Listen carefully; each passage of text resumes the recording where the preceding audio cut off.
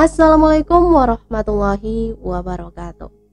Apa kabar teman-teman semua?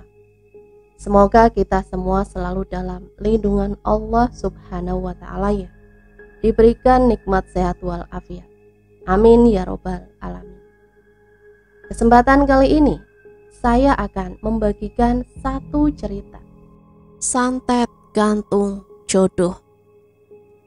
Seperti apa ceritanya? Mari kita mulai.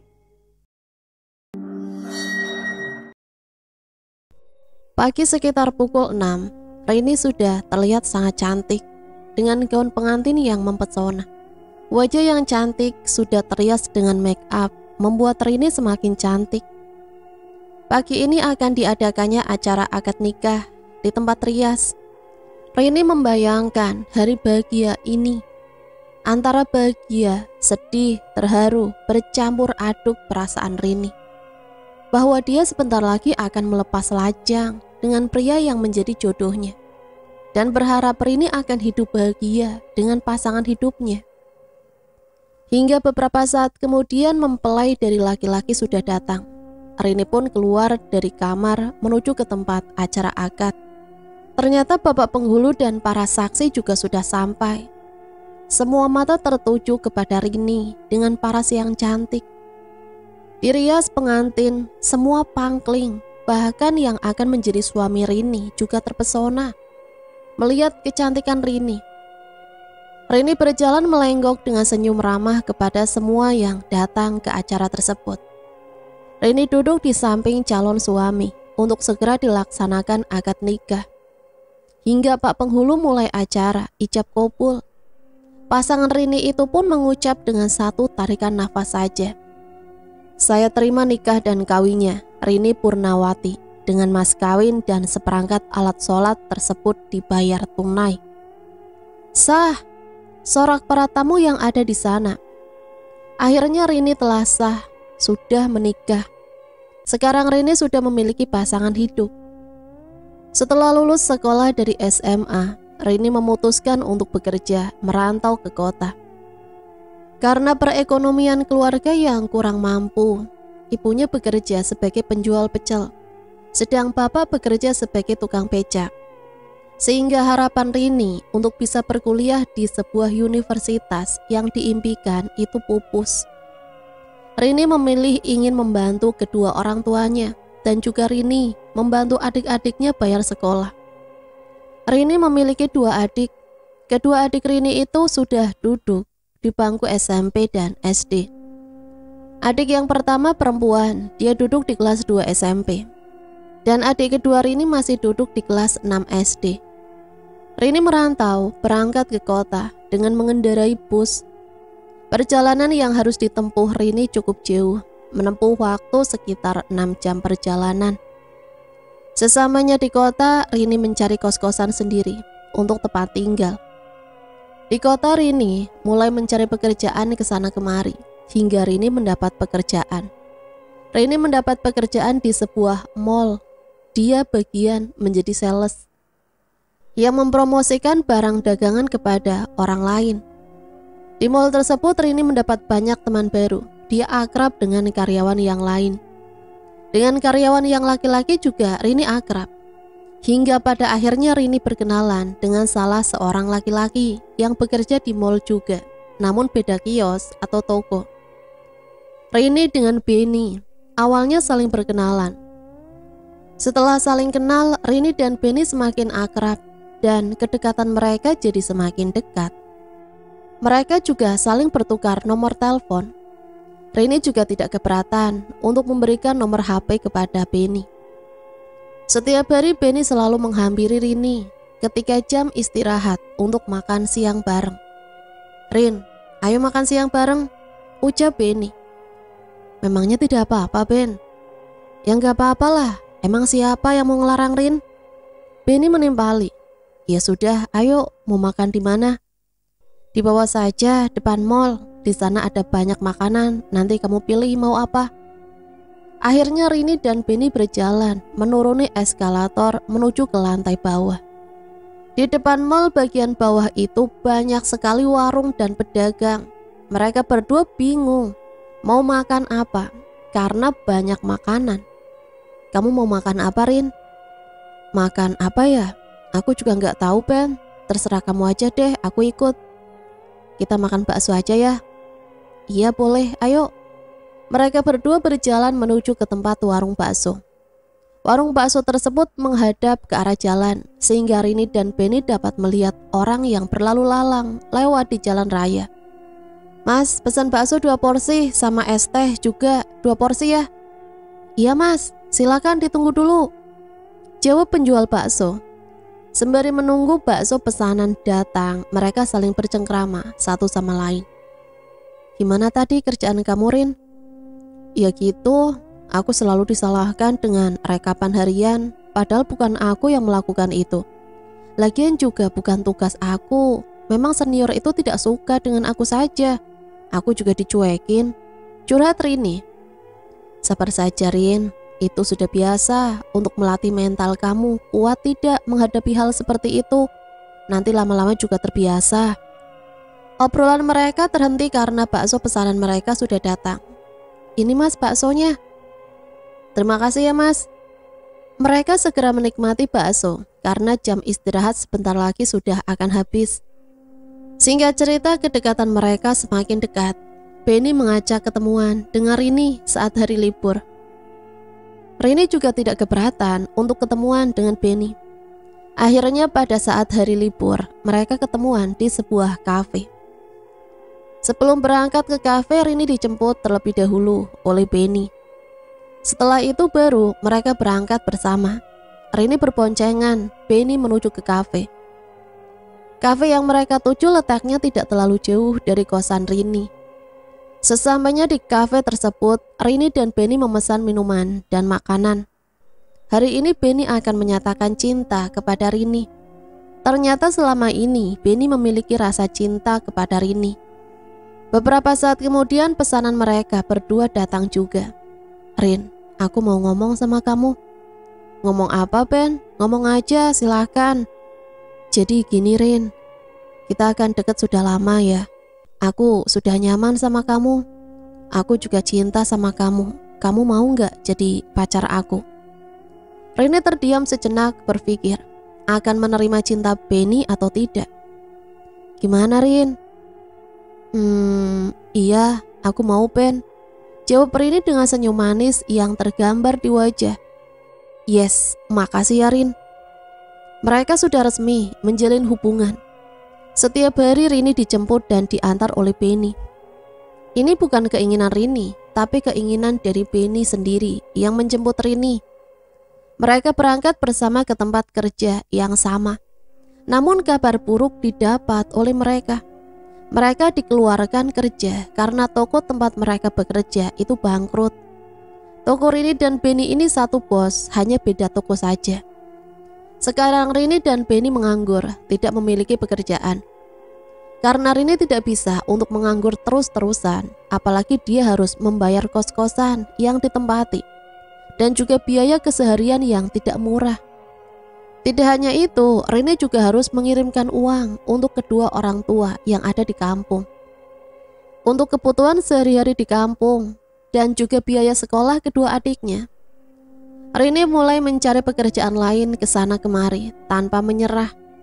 Hingga akhirnya Rini mendapat pekerjaan lagi di sebuah kantor. Dengan paras yang cantik, berambut panjang, terurai, tubuh tinggi, putih mulus, dan bentuk tubuh yang menarik mata. Membuat para karyawan yang ada di kantor tersebut terpesona dengan Rini. Terutama kaum laki-laki, semua menatap Rini sampai tak berkedip. Semua karyawan laki-laki yang ada di sana mendekati Rini. Mereka meminta nomor HP Rini. Dan Rini pun memberikan nomor HP kepada laki-laki tersebut. Rini selalu digoda sama semua karyawan laki-laki. Akan tetapi Rini tidak terlalu menanggapi. Karena Rini kan sudah memiliki pacar, yaitu Benny. Sedangkan Benny sekarang dia bekerja bantu-bantu di warung makan milik pamannya. Paman Benny ini sudah lama menetap di kota, jadi Benny juga ikut tinggal dengan paman. Benny membantu untuk beres-beres meja dan menghidangkan makanan, serta cuci piring. Setelah Benny bekerja di warung makan paman Benny, Rini sekarang sikapnya menjadi cuek kepada Benny. Tidak seperti dulu lagi. Mungkin karena Rini sudah dekat dengan banyak laki-laki, jadi Rini tidak terlalu memperhatikan Benny sebagai kekasih. Ada salah satu karyawan yang mendekati Rini. Laki-laki itu cukup tampan, namun dia itu terlihat lebih tua dari Rini. Tapi meski begitu, tidak terlalu masalah bagi Rini. Kedekatan Rini dengan Eki semakin dekat. Namun ternyata Eki ini sudah memiliki istri. Tapi Eki sudah sangat mencintai Rini. Hingga akhirnya mereka melakukan hubungan terlarang, yaitu berpacaran. Sedangkan Eki sudah memiliki istri. Benny tidak mengetahui akan hal itu, karena Benny juga sudah jarang sekali bertemu dengan Rini. Akibat kesibukan masing-masing setiap hari. Bertemu juga hanya sebulan sekali. Sedangkan Eki, dia selalu datang ke kosannya Rini. Bahkan Eki juga menginap di kosannya Rini. Eki jarang sekali pulang ke rumah bertemu dengan istri. Eki sudah sangat merasa nyaman bersama Rini dan mempunyai niat untuk menikahi Rini. Rin, aku sudah sangat nyaman sama kamu. Kamu juga mau menerima aku walaupun aku sudah menikah. Kamu mau nggak menikah dengan aku? Kamu kan sudah menikah, Mas. Kok kamu menikah sama aku? Gimana? Jawab Rini. Kalau kamu mau menikah dengan aku, nanti aku ceraikan istriku. Aku sudah cinta sekali sama kamu, Rin. Semenjak Eki menikah dan berpacaran dengan Rini, Eki kalau di rumah terlihat cuek kepada istri. Karena Eki sudah tidak memiliki rasa kepada istrinya. Rasa cinta Eki sudah diberikan semuanya kepada Rini. Please Rin, kamu mau kan menikah sama aku? Maaf Mas, aku tidak bisa. Kenapa Rin? Katanya kamu juga cinta sama aku. Gak bisa Mas, kamu kan kerjanya juga sama dengan aku, gajinya kecil. Aku gak bisa Mas. Rini menolak Eki karena dia masih tetap bekerja untuk membiayai adik-adiknya dan kebutuhan kedua orang tuanya. Semenjak Rini menolak ajakan pernikahan dari Eki sekarang sudah tidak bekerja lagi di kantor itu. Entah pindah kemana Eki sekarang. Rini kembali dekat lagi dengan Benny, hubungannya kembali seperti dulu lagi. Sekarang Benny juga lebih sering menghabiskan waktu dengan Rini. Hubungan mereka berdua sudah terjalin selama 2 tahun. Benny meyakinkan kepada Rini kalau dia akan serius dengan Rini. Rin, aku mau ketemu sama orang tuamu, boleh kan? Nanti kita pulang kampung ke rumahmu ya. Nanti saja Mas. Kenapa Rin? Tanya Benny penasaran. Ya gak apa-apa Mas, aku belum siap saja. Nanti nunggu waktu yang tepat saja ya. Ya sudahlah kalau itu mau kamu Rin. Jawab Benny kecewa. Singkat cerita, Rini mendapat cuti dari kantor beberapa hari. Rini pun mengajak Benny untuk pulang kampung bersama. Dan saat itu juga Rini mendapat kabar dari bapaknya untuk segera pulang. Assalamualaikum Dok, ucap bapak Rini. Waalaikumsalam Pak, ada apa? Kamu pulang sekarang ya Dok, cepat pulang Dok. Iya Pak, memang rencana Rini mau pulang karena ada cuti di kantor. Ya sudah, kamu nanti pulangnya hati-hati ya Dok. Iya Pak, wassalamualaikum. Waalaikumsalam. Sambungan telepon tersebut pun diakhiri dan dimatikan oleh Rini. Mereka berdua pulang kampung dengan mengendarai motor berboncengan. Perjalanan yang ditempuh semakin lama karena Rini dan Benny sering sekali berhenti untuk istirahat. Hingga pada akhirnya Rini dan Benny sampai juga di kampung halaman Rini. Namun Rini tidak langsung membawa Benny ke rumah. Benny istirahat terlebih dahulu di sebuah hotel. Sedangkan Rini, dia pulang dengan menggunakan angkutan umum. Hotel dengan rumah Rini letaknya tidak terlalu jauh. Rini tidak membawa Benny langsung karena dia takut jadi bahan kunjingan tetangga karena membawa laki-laki ke rumah. Rini mengendarai angkutan umum yang dari hotel ke rumah itu sekitar 15 menit. Sesampainya di rumah, Rini langsung mengetuk pintu dan mengucap salam terlebih dahulu. Assalamualaikum. Waalaikumsalam. Terdengar suara ibu Rini dari balik pintu. Rini, kamu sudah pulang? Ayo masuk Dok. Rini pun langsung masuk dan segera mandi karena tubuh Rini sudah terasa sangat lengket. Dan untuk menghilangkan rasa lelah, Rini mandi dengan air hangat. Setelah selesai mandi, Rini dipanggil oleh bapaknya di ruang keluarga. "Rini, sini Nduk, bapak mau bicara." Rini langsung beranjak menghampiri bapaknya yang duduk berhadapan dengan bapak. "Ada apa, Pak? Kenapa bapak nyuruh aku pulang ya? Walaupun tidak suruh juga, aku memang mau pulang sih." "Jadi gini Rin, kamu sudah bapak siapkan jodoh untuk kamu." Dek.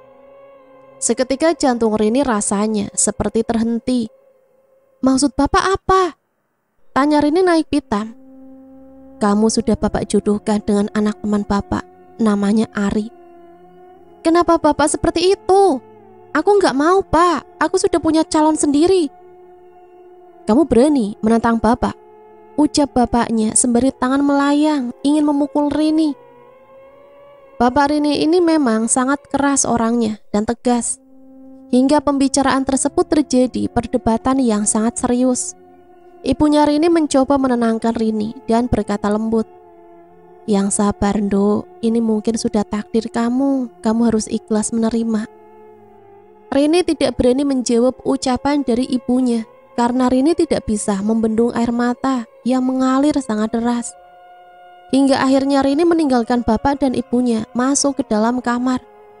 Rini masih memikirkan bagaimana nasib dari Beni, yang satu hari lagi Beni akan datang ke rumah.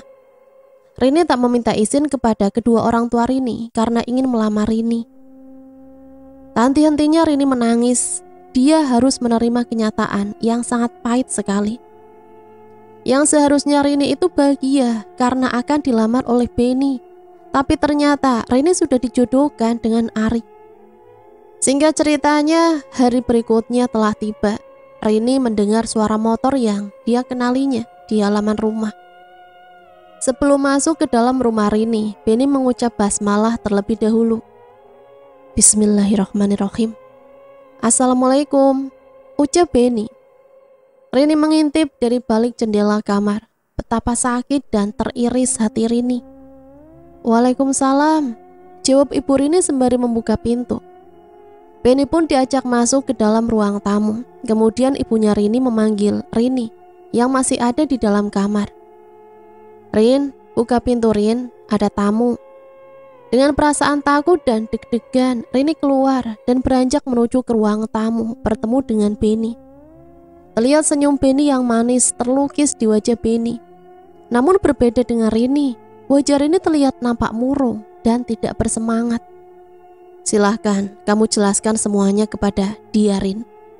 Tadi bapak sudah berbicara dengan dia dan Beni sudah mengatakan niatnya datang ke sini," ucap bapak Rini. Namun Rini tidak sanggup untuk mengatakan kepada Beni. Air mata Rini kembali menetes. "Ada apa Rin? Kamu cerita sama aku. Kok kamu nangis?" ucap Beni. Dengan perlahan-lahan Rini mengatakan kepada Beni dan dengan perkataan yang lembut, "Mungkin ini sudah takdir kita, Ben. Kita tidak bisa bersatu. Semoga kamu mendapat wanita yang lebih baik lagi dari aku, Ben." "Maksudnya apa, Rin?" tanya Beni dengan dahi mengkerut. Aku sudah dijodohkan, Ben, sama orang tua aku." Seketika Beni langsung lemas mendengar apa yang diucapkan oleh Rini. Dia tidak menyangka kalau Rini mau dijodohkan dengan pilihan orang tuanya. Beni pun langsung berpamitan kepada kedua orang tua Rini dan juga Rini. Dengan perasaan yang sakit hati dan kecewa, Beni harus menerima kenyataan pahit ini. Hubungannya dengan Rini selama 2 tahun ini yang Beni kira akan berakhir bahagia, ternyata harus kandas. Dengan rasa kecewa yang sangat dalam, Beni pulang dengan mengendarai sepeda motor. Dan dia memutuskan untuk pulang ke kampung halaman di kota lain. Akhirnya acara perjodohan itu dimulai. Keluarga dari pihak Ari dan Ari datang ke rumah Rini untuk membicarakan acara pertunangan. Hingga kedua pihak keluarga sepakat pernikahan akan dilakukan sebulan lagi. Dan minggu depan akan dilaksanakan acara lamaran Rini dan Ari. Sedangkan Beni yang ada di kampung halaman, dia merasa gelisah, galau, merana. Benny jadi lebih sering melamun di kamarnya. Dia juga hanya mengurung diri, tidak keluar-keluar rumah. Tubuh Benny semakin kurus, dengan rambut acak-acakan, semakin gondrong. Benny jadi pemalas, membuat orang tua melihat Benny itu turut prihatin. Hingga akhirnya Benny didatangi oleh teman lama Benny yang ada di kampung. "Ben, ini ada teman kamu, Ben," ucap ibu Benny sambil mengetuk pintu. Benny pun keluar dari dalam kamar dan menemui teman lama Benny. "Ben, apa kabar kamu? Kok terlihat beda sekarang? Sudah di rumah sejak kapan, Ben?" tanya teman Benny. "Sudah seminggu, Ken. Kabar buruk, Ken." "Kenapa, Ben? Kamu juga terlihat kurus, tidak terawat seperti ini." "Aku galau, Ken." "Galau kenapa? Pasti gara-gara cewek ya?" "Iya nih, aku sudah pacaran 2 tahun. Dia dijodohkan dan bentar lagi akan menikah." "Ah, gitu aja galau, besok ikut sama aku." "Kemana, Ken?" jawab Benny penasaran. "Sudah, ikut saja, Ben." Singkat cerita, keesokan paginya Benny pergi bersama dengan Kenan, yang Benny tidak tahu mau kemana perginya. Mereka berdua dengan mengendarai sepeda motor berboncengan. Setelah perjalanan yang ditempuh sekitar 2 jam, akhirnya mereka sampai juga di tempat yang dituju. "Ini tempat apa, Ken?" "Udah, ayo masuk." Akhirnya mereka berdua masuk ke dalam rumah ahli supranatural tersebut. "Assalamualaikum, Mbah," ucap Kenan dan Benny. "Waalaikumsalam, silahkan masuk," jawab Mbah Seno. Benny dan Kenan duduk di hadapan Mbah Seno. "Saya tahu kalau kamu sedang sakit hati dan kecewa," ucap Mbah Seno kepada Benny. "Kok Mbah tahu? Apa yang mau kamu lakukan? Mau balas dendam?" "Iya, Mbah, saya sudah sangat sakit hati dan saya minta dia supaya tidak mendapatkan jodoh dan gagal menikah," ucap Benny. "Gampang itu, akan saya kirimkan santet kepada dia. Santet ini namanya santet gantung jodoh. Tapi ada syaratnya. Syaratnya kamu harus menyiapkan foto target dan nama serta binti orang tua target." "Ada, Mbah, kebetulan di dalam dompet ada foto dia." "Coba berikan kepada saya." Kemudian foto tersebut diberikan kepada Mbah Seno. "Sebelum melakukan ritual, kamu harus membayar mahar terlebih dahulu untuk membeli beberapa sesajen nantinya." "Baik, Mbah." Lalu Benny memberikan uang kepada Mbah Seno sebagai mahar. Malam harinya ritual akan dilakukan oleh Mbah Seno di dalam ruangan praktek. Terdapat beberapa sesajen seperti kembang setaman, kemenyan, jajan tradisional, dan juga ada kelapa. Kemudian Mbah Seno meminta kepada Benny untuk menuliskan nama target serta bintinya. Kebetulan Benny tahu nama bapaknya Rini, jadi gampang untuk Benny untuk menulis itu. Ritual tersebut dilakukan pada malam Jumat Kliwon. Kebetulan juga Benny saat itu datang tepat hari Kamis Wage, malam hari Jumat Kliwon. Setelah selesai menulis nama target yang akan disantet di belakang foto, lalu foto tersebut diberikan kepada Mbah Seno. "Ini, Mbah, sudah selesai," ucap Benny sembari memberikan foto itu kepada Mbah Seno. Foto yang ada di tangan Mbah Seno itu perlahan-lahan Mbah Seno gulung. Foto wajah target digulung masuk ke dalam, sedangkan yang tertulis nama berada di depan. Saat menggulung foto tersebut, Mbah Seno sembari membacakan mantra. Setelah selesai digulung, kemudian foto tersebut dimasukkan ke dalam kain putih yang sudah disiapkan. Dan bukan hanya foto saja yang digulung dengan kain putih itu. Ada jarum, daging ayam hitam, kembang 7 rupa. Setelah semua sudah dimasukkan ke dalam kain putih, lalu kain putih itu dibungkus dan diikat seperti boneka pocongan. Mbah Seno juga sembari terus merapalkan mantranya di atas kemenyan. Mulut Mbah Seno terus berkomat-kamit membaca mantra. Pada saat melakukan ritual pengikat kain putih, menyerupai pocong. Benny dan Kenan yang melihat ritual tersebut bergidik ngeri dan merinding. Bulu kuduk mereka semuanya berdiri. Di dalam ruangan tersebut tiba-tiba ada hembusan angin. yang datang membuat suasana semakin mencekam dan merinding. "Pegang boneka ini," ucap Mbah Seno sembari memberikan kepada Benny. Tangan Benny sangat gemetaran ketika menerima boneka pocongan tersebut. "Nanti kita akan pergi ke suatu tempat," ucap Mbah Seno. "Kemana, Mbah?" tanya Benny penasaran.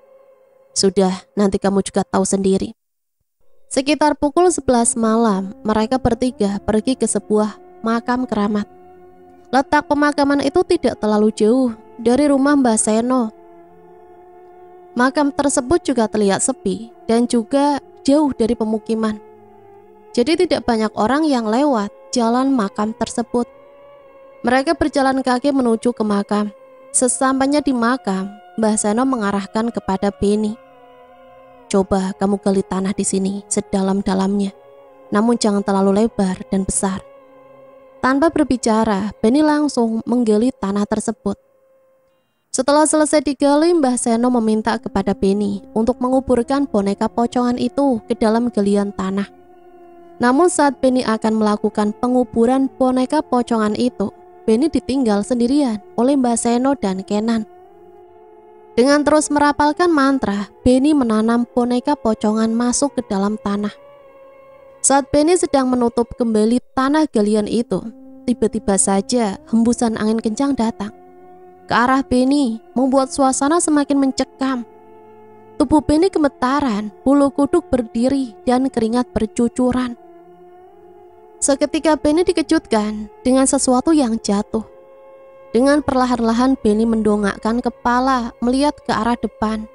Dan betapa terkejutnya Benny, dia melihat ada sosok yang sangat tinggi, besar, dengan mata merah, menyala, dengan gigi taring yang tajam keluar dari dalam mulutnya, dan bulu yang lebat berwarna hitam. Seketika Benny terbujur kaku, tidak bisa bergerak, dan mau teriak tidak bisa karena mulutnya seperti terkunci. Benny terus gemetaran, merinding tubuhnya, dan keringat membasahi baju Benny. Beberapa saat kemudian sosok genderuwo tersebut menghilang, entah kemana. Sosok genderuwo itu meninggalkan asap. Saat genderuwo itu menghilang, tubuh Benny tiba-tiba bisa digerakkan kembali. Benny pun dengan segera menyelesaikan pekerjaannya, lalu pergi kembali ke rumah Mbah Seno. Dia berjalan dengan langkah yang terpirit-pirit karena ketakutan. Pada akhirnya Benny sampai juga di rumah Mbah Seno. "Gimana, Ben?" tanya Kenan. "Aku takut, tadi melihat sosok genderuwo, Mbah." "Itu sosok yang nantinya akan terus mengikuti target," ucap Mbah Seno. Setelah semua sudah selesai, Benny diminta oleh Mbah Seno untuk mandi suci. Pukul 1 dini hari, Benny mandi dengan air dingin beserta kembang 7 rupa. Benny dimandikan oleh Mbah Seno sembari merapalkan mantranya. Singkat cerita, Benny kembali ke rumah bersama dengan Kenan pagi hari. Sesampainya di rumah, Benny dan Kenan saling bercerita satu sama lain. "Kamu mau pergi merantau lagi apa enggak, Ben, setelah ini?" "Enggak tahu, Ken, soalnya di kota juga aku enggak ada kerjaan. Kerjanya ikut sama paman, bantu-bantu di warung. Itu tidak cukup bayarannya, Ken." "Kalau gitu kamu ikut sama aku aja, Ben, merantau ke kota lain. Kebetulan di tempat aku kerja ada lowongan pekerjaan. Kan lumayan, Ben, gajinya gede." "Serius kamu, Ken?" "Iya deh, nanti aku ikut sama kamu aja ya. Aku juga biar bisa move on dari Rini." Sedangkan Rini yang sebentar lagi akan menikah seminggu lagi. Rini mendapat kabar kalau Ari, calon suami Rini, ini mengalami kecelakaan. Dan Ari meninggal dunia di tempat. Mobil yang dikendarai Ari itu bertabrakan hingga ringsek parah. Bukan hanya ringsek, mobil Ari juga meledak dan kebakaran. Akhirnya Rini batal untuk menikah, padahal undangan sudah disebar ke sana kemari. Karena sudah kepalang malu, Rini memutuskan untuk kembali lagi ke kota, ke tempat pekerjaannya di kantor. Karena Rini sudah izin kepada atasan cuti selama 1 bulan dan diperbolehkan. Rini kembali bekerja di kantor, namun terlihat semua karyawan kantor Rini, terutama yang laki-laki, biasanya menyapa Rini, tapi sekarang cuek dan acuh tak peduli. Rini lewat di hadapannya. Pikir Rini mungkin mereka kira kalau Rini ini sudah menikah dan memiliki suami. Jadi semua laki-laki karyawan kantor sekarang jadi cuek dengan Rini. Suatu ketika Rini teringat dengan Benny. Dia masih sangat mencintai Benny. Hingga akhirnya Rini datang ke tempat paman Benny tinggal. "Assalamualaikum," ucap Rini. "Waalaikumsalam." "Rini, tumben datang ke sini?" tanya paman Benny. Rini sewaktu berpacaran dengan Benny sudah sering datang ke rumah paman Benny. Jadi paman Benny sudah kenal dengan Rini. "Iya paman, Benny-nya ada di sini nggak ya?" "Benny itu sudah tidak datang ke sini lagi, Rin. Dia pergi merantau ke kota lain." "Kalau boleh tahu, paman ada nomor HP Benny yang baru tidak?" "Kalau itu paman tidak tahu, Rin. Soalnya waktu dia sebulan yang lalu pulang kampung sudah tidak pernah datang lagi dan menghubungi paman." "Oh gitu ya paman. Memangnya kalian sudah tidak bersama lagi?" tanya paman. "Iya paman, aku sudah tidak sama Benny." "Loh, memangnya kenapa, Rin?" "Waktu itu saya dijodohkan sama orang tua paman. Tapi sekarang tidak jadi karena calon suami saya itu meninggal dunia karena kecelakaan paman." "Yang sabar ya Rin, kalau kamu tidak cerita, paman pasti tidak tahu." "Iya paman, kalau begitu aku pamit dulu ya." Rini pun akhirnya kembali ke kosan dengan rasa kecewa yang dalam. Mungkin itu juga yang dirasakan oleh Benny saat itu. Singkat cerita, Rini berpacaran dengan lelaki teman kerja Rini dan akan melangsungkan pernikahan minggu depan. Dan betapa tragisnya calon suami Rini sehari menjelang pernikahan sakit parah dan meninggal dunia. Rini harus mengalami gagal menikah untuk yang kedua kalinya. Di kantor tempat Rini bekerja, semua karyawan memandang Rini sekarang berbeda. Tidak seperti dulu yang kagum dengan Rini. Hingga akhirnya Rini dikucilkan dan selalu apa-apa sendiri. Karyawan yang cewek juga menatap sinis terhadap Rini. Mereka semua menjauhi Rini, entah apa salah dari Rini. Tapi memang sejak awal Rini datang dan bekerja di kantor itu, karyawan wanita yang lain itu sudah tidak suka dengan Rini. Karena Rini terlihat ganjen dan genit kepada semua laki-laki di kantor. Tapi meskipun begitu, Rini tetap bekerja di kantor tersebut. Pernah Rini bertemu dengan seorang laki-laki yang tampan, sudah disukai dan dicintai oleh Rini. Ternyata laki-laki itu sudah punya pacar dan tidak suka dengan Rini. Percintaan Rini sekarang jadi selalu tidak beruntung. Ada-ada aja yang dialami oleh Rini. Pada suatu malam saat berada di dalam kosan, Rini bermimpi. Dia berada di sebuah lorong kegelapan dan kanan kiri belakang semua gelap. Rini berusaha untuk berjalan maju ke depan. Karena di depan lorong tersebut Rini melihat ada cahaya terang. Semakin Rini berjalan maju, semakin hilang dan semakin redup cahaya itu. Seketika Rini mendengar ada suara langkah kaki yang sangat berat dari belakang tubuhnya. Rini gemetaran, ketakutan, keringat dingin mulai membasahi baju Rini. Sosok yang ada di belakang Rini memanggil nama Rini dengan perlahan. "Rini." Dengan memberanikan diri, Rini pun membalikkan tubuh untuk melihat. Saat Rini melihat ke arah belakang, betapa terkejutnya Rini. Dia melihat ada sosok yang sangat tinggi besar dengan mata merah menyala di kegelapan dan gigi taringnya yang besar dan tajam. Terlihat berwarna putih di gelapnya lorong itu. Tubuh sosok itu penuh dengan bulu yang lebat dan berwarna hitam, senada dengan warna di kegelapan lorong itu. Rini tubuhnya sangat gemetaran dan keringat dingin, nafas yang tidak beraturan. Sosok tersebut mengatakan kepada Rini, "Kamu harus ikut dengan saya," ucap sosok itu sembari memegangi tangan Rini. "Lepas, lepas!" teriak Rini. Rini mencoba untuk membaca doa-doa yang dia hafal. Dan seketika sosok genderuwo yang ada di hadapan Rini akhirnya menghilang dengan sendirinya. Namun bau bangkai yang tertinggal masih sangat menyeruak di hidung Rini. Beberapa saat kemudian tiba-tiba saja Rini terjatuh dengan sendirinya. Dan Rini tersadar dari tidurnya. Nafas Rini yang tidak beraturan dan keringat yang membasahi tubuh Rini. Ternyata cuma mimpi, gumam Rini dalam hati. Jantung Rini masih terasa sangat berdegup dengan kencang dan terasa lemas. Hari itu Rini mendapatkan lemburan dari kantor yang mengharuskan Rini pulang sampai larut malam. Sepulang dari lembur kantor, Rini berjalan kaki ke kosan.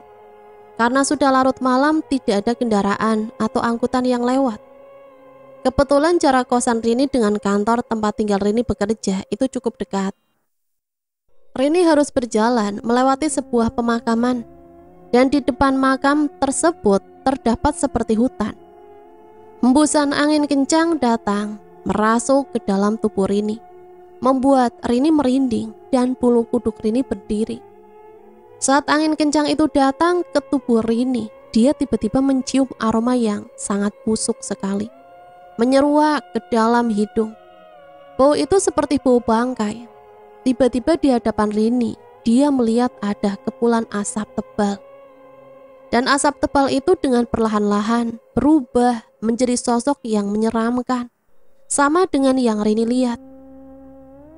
Di dalam mimpi kemarin malam, sosok itu tinggi besar, dengan mata merah menyala, dan gigi taring yang tajam keluar dari dalam mulut, serta bulu yang lebat, hitam. Rini sangat ketakutan dan merinding, terperanjat melihat sosok yang ada di dalam mimpi sekarang nyata di hadapan Rini. Rini terus membaca yang dihafal. Beberapa saat kemudian sosok genderuwo itu pun pergi menghilang. Rini dengan langkah yang terbirit-birit berharap cepat sampai di kosan. Sesamanya di dalam kosan, Rini langsung mengunci pintu dengan rapat-rapat. Nafas Rini masih belum peraturan, dia masih ngos-ngosan. Saat Rini sedang terduduk di kamar tidur, dia mencium aroma bau bangkai yang menyeruak, menyengat, seperti yang tadi Rini alami waktu di depan makam. Rini. Sayup-sayup terdengar suara sosok yang memanggil nama Rini. Dek, jantung Rini semakin berdegup dengan kencang. Dan saat melihat ke balik jendela kamar, betapa terkejutnya Rini melihat sosok yang sama yang dia lihat tadi. Entah kenapa jendela kamar Rini itu kok bisa terbuka dengan sendiri, padahal tadi sudah dikunci rapat oleh Rini. Karena tak kuat menahan rasa takut dan lelah seharian kerja dan lembur, akhirnya Rini pun terkapar pingsan di dalam kamar kosan. Rini pingsan hingga sampai pagi hari. Pagi hari, Rini mengeluh sakit pada bagian perut, dan Rini tiba-tiba saja timbul jerawat yang banyak pada wajah. Padahal selama ini Rini tidak pernah mengalami yang namanya muncul jerawat di wajah. Pagi itu Rini tidak berangkat bekerja karena rasa sakit dan perut yang sangat terasa amat sakit. Dia harus apa-apa sendiri karena dia hidup merantau di kosan sendiri. Dulu waktu ada Benny, Rini selalu diperhatikan oleh Benny. Tapi sekarang Rini tidak punya siapa-siapa lagi. Rini meminum obat yang ada di dalam kosan. Untungnya ada obat untuk sakit perut. Setelah meminum obat sakit perut, Rini sudah terasa mendingan. Namun jerawat yang ada di wajah Rini itu semakin membesar dan kemerahan, membuat Rini tidak percaya diri bertemu dengan siapapun. Hari berikutnya Rini berangkat bekerja dengan menutup wajahnya yang penuh dengan jerawat karena malu. Tapi semua karyawan kantor yang melihat Rini dan ketika Rini lewat di hadapan mereka selalu menutup hidungnya, karena mereka mencium bau yang sangat menyeruak di hidung. Namun anehnya Rini sendiri tidak merasa kalau dirinya bau bangkai. Rini selalu dikucilkan semua laki-laki, tidak ada yang mau mendekati Rini. Laki-laki yang melihat Rini itu merasa sangat jijik dan tidak tertarik sama sekali. Namun Rini masih tetap bertahan dan tidak terlalu menghiraukan akan hal tersebut. Ketika di kosan, Rini selalu menangis sendiri karena selalu dikucilkan, selalu dicuekin oleh rekan kerja yang lain. Rini sakit hati, tapi mau bagaimana lagi? Ia harus tetap bekerja untuk membiayai sekolah kedua adiknya. Jerawat yang ada di wajah Rini semakin banyak sekali dan besar-besar, berwarna kemerahan. Saat sedang berada di kantor, ada rekan kerja Rini menegur Rini. Rin, kamu itu mandi nggak sih? Kok bau bangke seperti ini? Ucapnya sembari menutup hidung. Akan tetapi Rini masih tetap terdiam, tidak menjawab apa yang diucapkan oleh rekan kerjanya itu. Dan dari itu Rini memutuskan untuk resign dari kantor. Karena tidak kuat untuk menerima bulian dari rekan kerjanya. Apalagi di kantor, Rini selalu dikucilkan dan dicueki, dan akhirnya Rini merasa kalau dia tidak berguna di kantor itu. Karena semua apa yang dikerjakan oleh Rini selalu salah di mata bosnya. Singkat cerita, Rini memutuskan untuk pulang kembali ke kampung dan untuk melakukan pemulihan pada wajahnya itu. Apalagi di kota, Rini tidak ada saudara di sana dan sudah tidak ada teman. Sesampainya di rumah, ibu Rini sangat terkejut ketika melihat Rini. Assalamualaikum, ucap Rini. Waalaikumsalam. Rini, astagfirullahalazim, kamu kenapa, Nduk? Rini hanya bisa menangis, meneteskan air mata yang sudah tak terbendung lagi. Ayo, masuk dulu, Rin. Kamu kenapa bisa begini? Gak tahu, Bu, tiba-tiba bisa seperti ini. Jerawat muncul dengan sendirinya dan baunya busuk. Aku juga selalu dibully sama teman kerja, Bu. Makanya aku sekarang resign, tidak kerja lagi di sana. Ya Allah, Rin. Yang sabar ya, Nduk. Terus gimana, Bu? Wajahku seperti ini terus. Nanti besok kita coba pergi ke dokter ya, Rin, periksa. Rini pun mengangguk menjawab pertanyaan dari ibunya. Keesokan harinya Rini dengan ibunya pergi ke rumah sakit untuk periksa. Rini dirongsen untuk melihat penyakit apa yang sebenarnya dialami oleh Rini.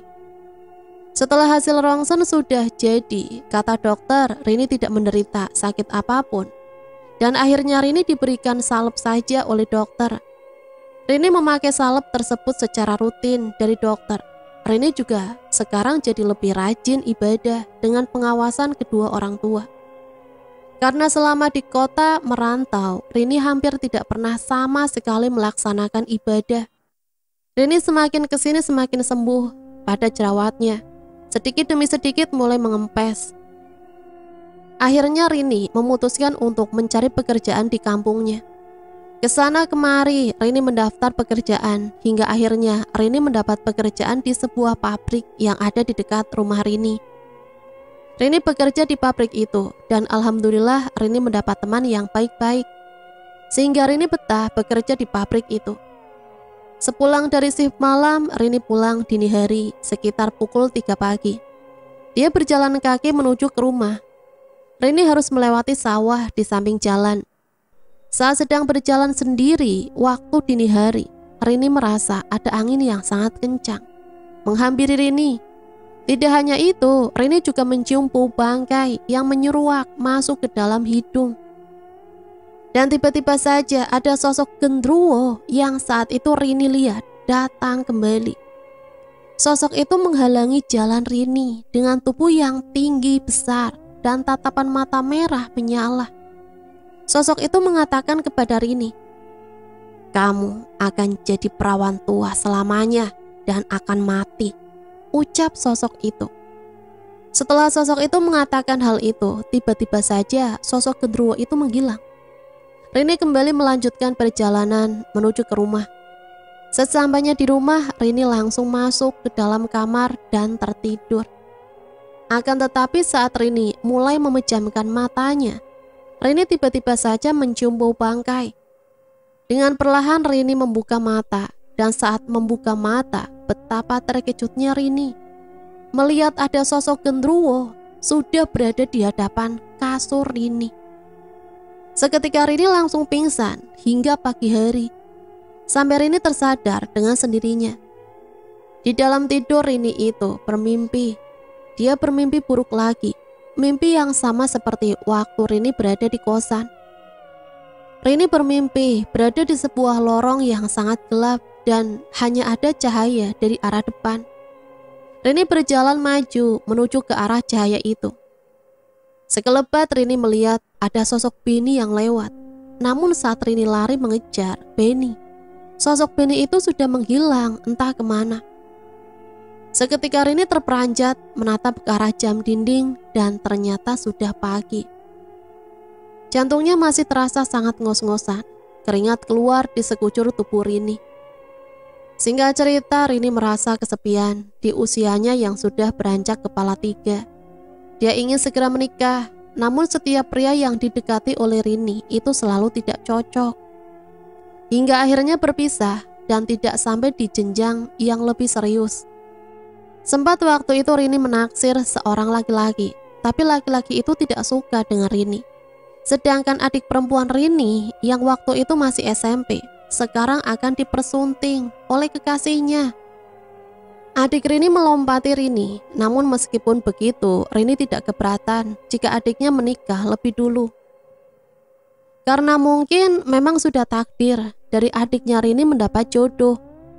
Sedangkan Rini, dia selalu menjadi gunjingan para tetangganya karena Rini belum menikah dan dianggap oleh para tetangganya itu tidak laku serta pembawa sial. Karena setiap laki-laki yang akan menikah dengan Rini meninggal dunia, dan laki-laki yang jadi kekasih Rini merasa tidak serik dengan Rini. Entah apa sebabnya, tiba-tiba saja jerawat di wajah Rini yang seperti dulu itu muncul lagi. Dan bau yang sangat busuk sama seperti waktu itu membuat Rini tidak berangkat bekerja lagi karena trauma, takut dibully sama teman kerja. Rini hanya berdiam diri saja di dalam kamar tanpa keluar-keluar rumah. Dan semenjak saat itu, Rini jadi sering melamun, kadang menangis sendiri, kadang tertawa sendiri. Kejiwaan Rini semakin terganggu, tapi meskipun begitu, Rini masih sadar. Rini sempat berpikir, sebenarnya apa yang salah dengan dirinya sehingga jodoh Rini tak kunjung datang. Bapak Rini ternyata memiliki teman seorang guru ahli spiritual. Akhirnya guru tersebut dibawa ke rumah Rini untuk mengobati Rini. Rini didoakan oleh Pak Jeffrey dengan ayat-ayat suci Al-Quran, hingga Rini memberontak karena dirasuki oleh sosok ke dalam tubuh Rini. Kamu siapa? Kamu disuruh siapa? Aku disuruh Tuanku untuk membuat anak ini tidak dapat jodoh. Sekarang kamu keluar ya, jangan sakiti anak ini, kasihan. Sekarang kamu keluar dari tubuh anak ini, kalau tidak akan saya bakar kamu dengan ayat-ayatnya. Dan Pak Jeffrey pun langsung membacakan ayat-ayat suci Al-Quran. Rini semakin memberontak tubuhnya dan berteriak-teriak kepanasan. Pak Jeffrey tanpa ampun tetap membacakan ayat-ayat suci Al-Quran. Hembusan angin kencang datang masuk ke dalam ruang kamar ini. Gorden jendela kamar ini bergerak-gerak. Pintu jendela kamar itu juga buka tutup dengan sendiri. Setelah itu Rini terkapar lemas. Sosok yang ada di dalam tubuh Rini sudah keluar. Alhamdulillah. Kemudian Pak Jeffrey membacakan doa-doa pada segelas air putih. Lalu air putih itu diberikan kepada Rini. Rini pun meneguk air putih tersebut dengan perlahan-lahan. Sisa air putih yang didoakan oleh Pak Jeffrey itu dibasuhkan ke wajah Rini. Rini kenapa sebenarnya Pak? Tanya Bapak Rini. Dia itu mendapat kiriman santet atau guna-guna dari seseorang yang sakit hati dengan Rini. Siapa Pak? Tanya Rini penasaran. Dia yang sebenarnya ingin melamarmu, tapi kecewa karena kamu menolak. Seketika Rini teringat kembali kejadian waktu itu. Ya, Rini telah menolak Beni karena dia menerima perjodohan dari orang tuanya. Santet yang dikirim kepada Rini ini jenis santet gantung jodoh. Maksudnya pelaku mengirim santet ini kepada target supaya target tidak dapat jodoh dan menjadi perawan tua. Serta laki-laki yang menjadi kekasih atau mau menikah dengan Rini pasti akan menderita. Antaranya meninggal dunia atau sakit. Jelas Pak Jeffrey. Astagfirullahalazim, ucap Rini. Lalu apa ini bisa disembuhkan Pak? Lebih baik kamu banyak-banyak beribadah dan meminta pertolongan kepada Allah. Singkat cerita jerawat busuk yang ada di wajah Rini perlahan-lahan mulai menghilang. Suatu ketika Rini mendapat kabar dari paman Beni yang ada di kota. Rini diminta untuk segera datang ke sana. Akhirnya Rini pun datang ke kota untuk ke rumah paman Beni. Assalamualaikum. Waalaikumsalam. Silakan duduk, Rin. Terlihat ada sosok laki-laki yang sebaya dengan Beni duduk di ruang tamu. Ada apa ya paman menyuruh aku datang ke sini? Tanya Rini penasaran. Biar Kenan saja yang menjelaskan, Rin. Sebelum menceritakan semua kepada Rini, Kenan berkenalan terlebih dahulu kepada Rini. Sebelumnya, kenalin, aku Kenan, teman Beni di kampung. Aku Rini, mantan pacar Beni. Jadi gini Ren, Beni sudah meninggal dunia minggu yang lalu, ucap Kenan. Beni meninggal tepat sehari setelah Rini diobati oleh Pak Jeffrey. Innalillahi wa inna ilaihi raji'un. Beni kecelakaan pada saat dia mau berangkat kerja mengendarai sepeda motor. Kepala Beni terlindas truk dan pecah. Waktu itu Beni kerja ikut dengan aku. Kebetulan aku sama Beni saat itu lawan shift. Waktu Beni mendengar kamu akan dijodohkan, dia stres dan tidak terurus. Akhirnya dia mendatangi ke dukun untuk menyantet kamu. Malam sebelum Beni meninggal, dia sempat sudah ada firasat dan dia meminta sama aku kalau Beni mau minta maaf sama kamu, ucap Kenan. Aku sudah ikhlas, aku juga sudah maafin Beni kok, Ken. Kalau boleh tahu di mana tempat Beni melakukan ritual itu, apa boleh aku tahu? Boleh Rin, nanti saja saya antarkan. Singkat cerita, akhirnya Rini dengan Kenan pergi ke tempat ahli supranatural tersebut bersama dengan kedua orang tua Rini dan juga Pak Jeffrey untuk mencabut santet yang ditanam oleh Beni.